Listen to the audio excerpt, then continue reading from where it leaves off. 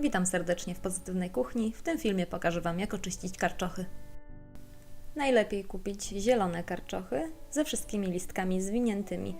Moje, jak widać, są już trochę mocno dojrzałe, ale pokażę Wam, jak je oczyścić.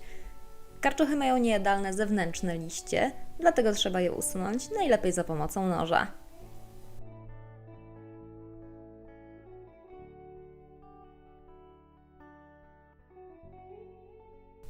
Górną część liści odcinam na wysokości 1/3 całego karczocha.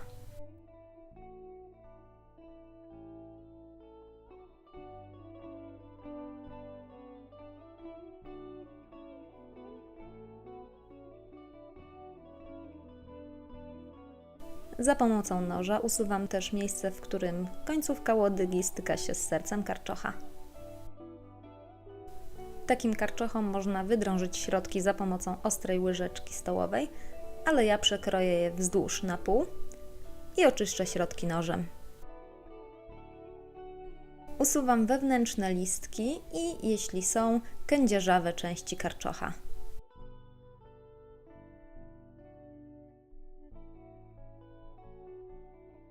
Należy to zrobić możliwie jak najszybciej, bo przekrojony karczoch łatwo ciemnieje.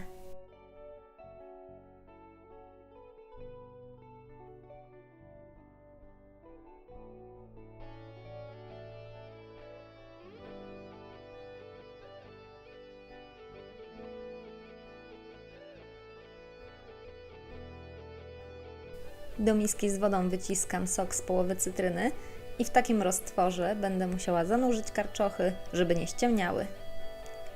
Dokładnie chlapię karczochy wodą ze wszystkich stron i dociskam. Moczę przez 15 minut.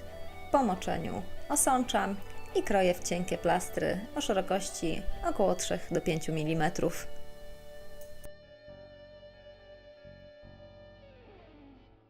Zapraszam na www.pozytywnakuchnia.pl po przepisy na dania z karczochów.